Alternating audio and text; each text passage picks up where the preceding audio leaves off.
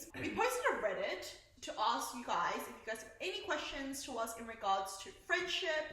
We got two answers. One of them we already did last month, which was about, is girl code valid when you are dating your friend's ex? Yeah, and that was episode 3. If you want to go check it out. Today we're talking about trust. Specifically how it's built, tested, and strengthened in friendships. Me and Grace have been friends for more than a decade, and I think we can kind of answer this question, especially like through our friendship and our other friendships as well. I think first of all, we'll dive into how is trust built in friendships.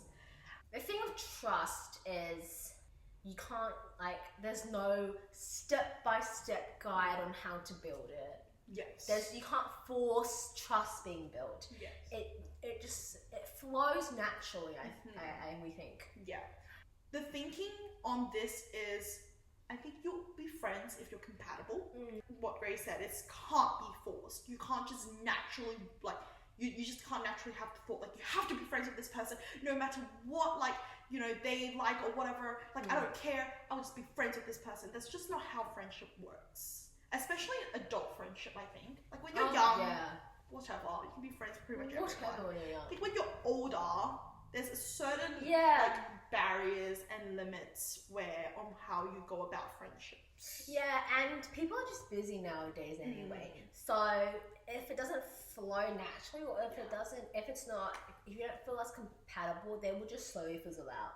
Yeah. Just because of life. The second point is that in friendships or in trust, it has to be two-sided. Yes. It can't be one-sided. It can't be one-sided. It has to be two-sided for trust to be built. For example, if I tell Mia something, and I share something personal with Mia, and Mia doesn't share anything personal with me, and it doesn't have to be specifically in that conversation, but just in life in general, when we meet up or hang out, right? It gives the impersonation that Mia doesn't trust me. That will mean that I'll kind of hold back on things too. And then there's just no trust being built. Yes. I think, and it also shows that I think the other person's not as comfortable as what you might think they will be. And yeah, like what Grace said, it's very, like, friendship just cannot be one-sided. Otherwise, eventually one side's gonna fizzle out, and then the other side might not know what's happening. The other side might be very oblivious to what's been happening. That also being said, we were talking about how it's very also important to communicate within friendships, to let each other know your do's and don'ts. You don't have to be mean about it. You can be very nice about it. And I think sometimes when you tell somebody something, the other person might be a bit more grateful that you told them, because maybe they just genuinely don't know. They're really oblivious and they just have no idea that you were feeling this way, you know? Trust is very hard to build, but it naturally comes in when situations come up, when events come up, and I think it's about how you both react to it. There's a lot of trust in voicing out your opinions. I don't know if it's trust, but how you react would lead to how that person would trust you. Because if I say something and Mia gets all judgmental about it, like aggressively, just like, whoa, like, this is not right, you can't be doing that, you know what I mean? In a very aggressive way, like not in a jokingly, like, you know, what friends would do, like, you're kidding, right? No, it's like, seriously, like, what the hell are you doing? This is so stupid, That kind of aggressiveness really puts the other person off. It puts the other person off, and that trust it fizzles out, because you're like, I can't trust to open myself up to you and then have you just like backlash on me. That trust is not there. I think trust is a lot about sharing personal things with that person and trusting they're going to respect your opinion and know that even if that other person does not agree with your opinion, they can either respect it or they can, you know, just live with it. Be okay with that. You know, if you're gonna do that, then fine, that's okay. You do that. But like, unless it's like morally wrong. Yeah, unless it's like, hey, I'm gonna kill somebody. Listen, maybe stop them. Maybe tell them pause, take a minute, and say no kill. No thoughts of killing. Thank you very much. But like in a situation friends, like, tell me something personal about their situation. Yeah. Well, for example, getting back together with their ex. Like, you know you shouldn't do it. You know? As in, like, the person broke up and she wants to get back together again. You're like, you know, it might not be the greatest idea, but if you're going to do it, then I'm not going to be stopping you. I'm going to respect that decision if you really feel like you need to do it. And sometimes you just need to let them experience Yeah, it in a way, like, you know what I I mean? think, I feel a lot about friendship is letting them experiencing it and letting them know that you're there for them. Exactly. You are there for them, even if they do something bad or whatever. Unless they're like a toxic ex where they're about to like murder them. Like abusive maybe ex? tell them aggressively to no. Abusive ex? ex? Do not. Yeah, that's like, a different story, I think. Okay, alright? I think it's trust in our... Yes. And other people, obviously it's different, but that's how we built trust. Yes. Also, like, putting out, like, time for one another, I think it's something that we're talking about. Especially in very adult, important. especially in, like, adult relationships or after high school relationships. You have to make time. Yeah. Otherwise... Because you're always busy. You're always going to be busy. Like, there's no way that you're going to be like, I had one spare day, entire day just for this. And it's just like, and not like, you might have one like occasionally, but not like regularly. Yeah. You know? So there's like, you have to really like... You have to plan. You have to make an effort. Yeah. It's just adult friendships. It is. Yeah. Unfortunately, that's how it is. But I guess if you really enjoy being with that person, it won't feel... Yeah. It won't feel like that. It won't feel like a chore. It won't feel like be like, oh yeah, like every single week, the specific time, we have to hang out for 2 hours only. That's it. And I feel like but this also varies on like the number of people in a friendship. Yeah. Like, obviously for 2 people it's a bit easier because it's just 2 people's schedule. It's a group, it's a lot harder. If it's a group, a lot harder. A lot harder. Like 3 or more, I think. Yeah, I think the most important take from this part here is it just comes naturally. Don't force it. And it has to be 2-sided, not just your own desire to be friends with this one person. It has to be like, they want to be friends with you too. And you both be friends. Yeah, you just gotta find people you're close with, find what works for both of you, and that trust will just naturally come. Yes. Yeah. Because that's what I realized. We talk every single day. Most of every single day. But I feel like we're fine. We talk like I feel like with some people you have to really talk. We talk the most trashiest thing ever. Like, I'm not even lying, we talk like literally about like anything. We say memes. And that can be our conversation. Yeah, that can be our conversation. Like we talk about the most rappers thing. And then like a reaction to that meme and then that's it. It's like you don't have any expectations. You don't have to start a conversation, you don't have to end it. It just starts and ends when it ends, when it starts and ends. Exactly. She could Mia could literally say something to me and I could just be like, I could just reply and then just just be like whatever. But okay and be like okay. Or like see a question she answers and then don't see her for like a day and then come back to her and oh so sorry, I forgot. And we're like totally fine with that. Yeah, exactly. So you need to find your people. Okay, and then I think the second part of the question is talking about tested. How is trust tested and strengthened in a relationship? In a friendship. Yeah, we kind of touched on that though. We did touch on that. I think we'll go more diving into a little bit more of that. It was as we were saying, like building it's hard, but I think testing and strengthening it is pretty hard as well. Like they're both hard. And because building might be harder actually. Yeah, building it comes naturally, but when it's tested, that could just really crumble easily. Yeah, and it's like really testing the true foundations of like your friendship, you know. And strengthening it takes a lot of work. Well, it's not a lot of work, but it's just like, it takes work. Yeah, you have to know the person. Yeah. You have to understand who they are. Yes. And see things from their perspective. Yes. Because not just from your perspective. It's not like just you relationship. A 2 of you relationship. Yeah. And I think we said a lot of things where like we do have to somewhat find like a mutual ground for both of you to stand on. It's not just like one person leaning towards the other as much as they could, which, some friendship that might work, but then I feel like usually there's a high percentage where the friendship just naturally just eventually fades out because one person's trying too hard and the other person's not trying at all. Yeah, and it's a give and take situation.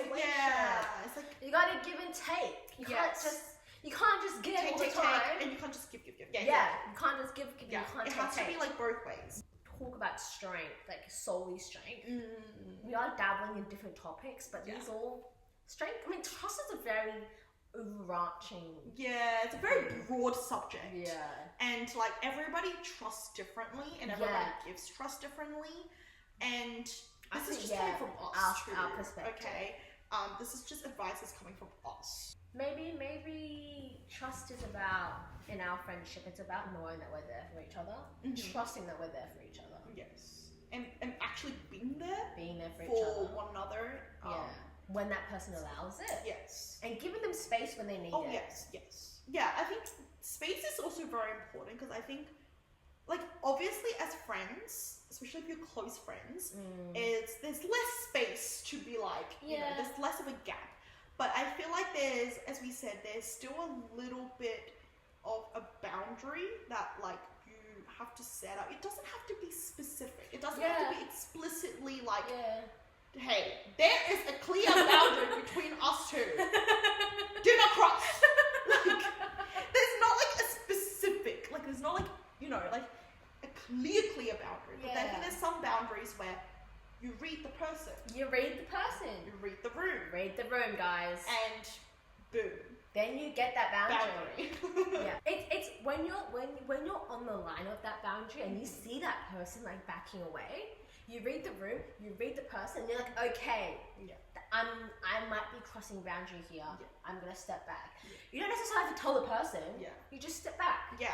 And just do it. If you can read the person, read the room. Like you're like, hey, this is not very.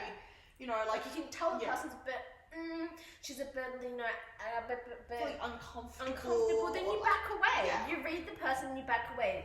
Give it your space. Yeah. But that's for us, because we like our space. But like, as we said, some people might be oblivious, some people might not know. Yes, so sometimes it's hard. You do have to say it nicely to them and be like, hey, I don't really feel comfortable about this. Yeah. Or the person could be like, hey, I find it hard to read people and just to understand what's going on. Like, is it okay if you could tell me how you're feeling so I know what to do? Or can you please tell me what to do? You know, and it's an uncomfortable conversation. Oh yeah, for But it's gotta be had. They probably will, you know, somewhat, you know, sometimes might forget on stuff. Yeah. But, you know. They're trying. Yeah, exactly. But I think the main point is they're trying. They're trying. And that's they're really trying their best to like, you know, I remember this, I won't cross it. Yeah. Yeah. We thought we'll share a personal experience between us. For example, like in senior years of high school, honestly, me and Grace were not that close. We were not that close. We were really close as kids and really close as beginning of high school. Yeah, beginning of high school. But towards like when I was in year 11 and 12 and Grace was in year 10 and 11. Oh yeah, she's a year older than me. Yeah. During those 2 years, I would say, we didn't see each other pretty much like. I think I saw you once a year. Yeah, maybe once or twice a year. And we didn't text as well. Yeah, we didn't text. Like, cause I think, and back then, during that time, obviously I was in year 11 and 12, and if you know anything about Asian parents, especially Asian tiger parents, you would understand. Life is rough. Life is really rough in year 11 and 12, I think. Like, very, very rough. It's rough. Mentally, I was drained out. Physically, I was alright, because I didn't do much sport. Physically, I was doing pretty good. I was alright. But it was just a lot of mental drain. And I think during that time, I was like, really just not happy. I didn't get any proper diagnosis or anything, but I was like depressed in a way. Because it was just like a lot of things were restricted when I was in year 11 and 12. Like, for example, I didn't see Grace for like a year, 2 years. Because, we've seen her like maybe once or twice in that 2 years. Because my parents would just not let me go out. Like, it was just a big no-no coming from them. And like, whenever we do go out, like, I'll have to cancel last minute, or I'll have to just tell them I can't go, like, because my parents wouldn't let me go. So it was just a lot of stuff that, you know, like, accumulated to my really, really poor mental health during that time. And I think, like, but at that time, I, like, also this is maybe just because I was young as well, feeling really embarrassed about this. And it was not something I told to people, even like to Grace. I mean, Grace told me a bit later on that she was annoyed. Okay, wait, no. Because I didn't really know what was going on. Okay, she had no idea. So I was very, like, I did not tell anybody. I think I heard from my mom or something. Yeah. A little bit. I think my mom would have probably told your mom, but I did not tell anybody. Yeah, because they're close, right? Yeah. And so I didn't really know what was going on, but Mia would always cancel last minute. Oh yeah. Like last minute, she'd be like, "Sorry, I can't do it," but she'll always do it. So we'll make plans, and then she'll cancel last minute, and then like after a while, you get a bit. Girl. You can say it. It's strict. Okay, well, this is the point of the after a while, you get annoyed. Yeah.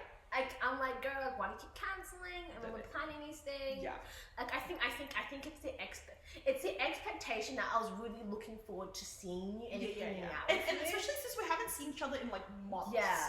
And we're talking about months. Like I'm not even lying when we say like no. we've probably seen each other once or twice a year.